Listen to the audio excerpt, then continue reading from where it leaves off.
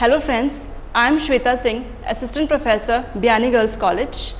Today I am going to deliver my lecture on the topic blood and its composition. So what blood is exactly? We all are aware of this particular term, what blood is.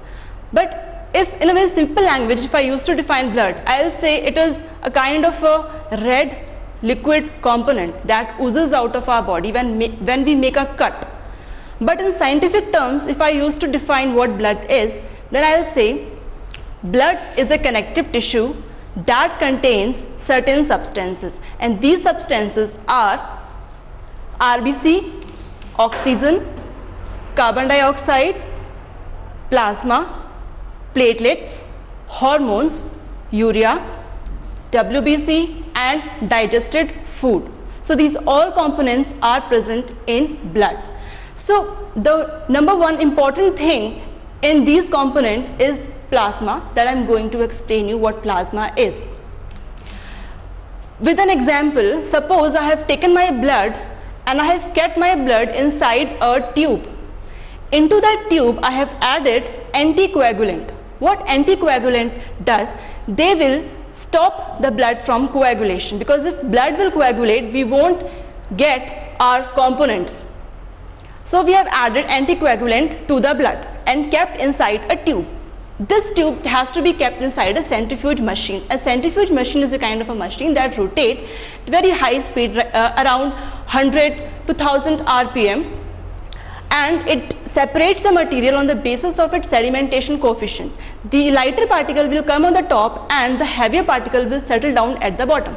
So this is what we does in case of centrifuge machine. Here what you observe, you can see the above portion, it is liquid. The bottom they present RBC molecules, and in between the two layers you will find a buffery zone. This buffery zone contains WBC. So this is how you can visualize the different components in the blood: plasma, WBC and RBC. Now plasma, what it contains? It contains a very important component that we call clotting factors. Those are very important for the blood coagulation, because if clotting factors are not present, your blood will not coagulate, which is very important. So in plasma, what exactly happens? There are certain clotting factors. These clotting factors will combine with calcium ions, and this complex will facilitate the conversion of prothrombin into thrombin. Now this thrombin is very important, because in the presence of this thrombin, fibrinogen converts into fibrin, and that fibrin forms the clot which is required at the site of injury, where injury has taken place. So this is what the mechanism exactly occurs when an injury occurs. Now there is a kind of a disease that we call hemophilia. This disease occurs when clotting factors are absent from the blood, and this is a very rare disease which is genetically inherited. It is of two kinds, A and B. Hemophilia A, it occurs when clotting factor 8 is absent. Hemophilia B, it occurs when clotting factor 9 is absent. So this hemophilia, it is a sex-linked disorder, and as we all know that clotting factors are 13. So if 8 is absent, then hemophilia A, person is suffering from hemophilia A, and if 9 is absent, that means the person is suffering from hemophilia B. Now let's talk about RBC, what RBCs are. RBC, if we talk about its structure, RBC are red in color. We all know, because hemoglobin is present in RBC, because of that they are red in color. About shape, they are biconcave structure, and they are very flexible because they have to pass through arteries.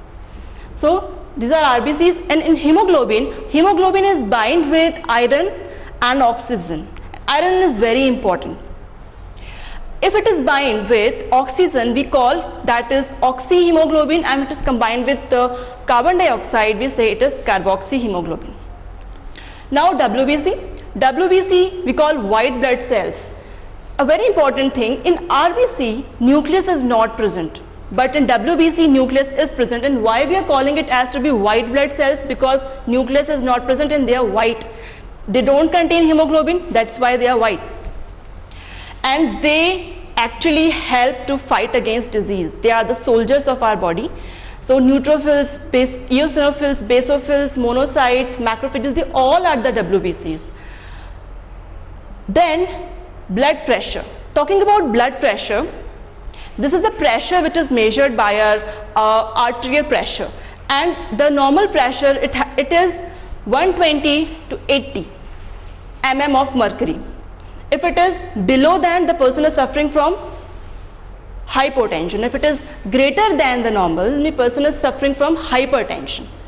Okay, now let's talk about injury again. If injury occurs, what exactly happens? Blood vessel will get dilated. All the WBCs will come from that blood vessels at the site of injury along with the platelets. Platelets will do their work, they will form the clot. WBCs and macrophages, they will engulf the antigen which is coming inside our body, and the clot will form, and that particular antigen will be eliminated from our body.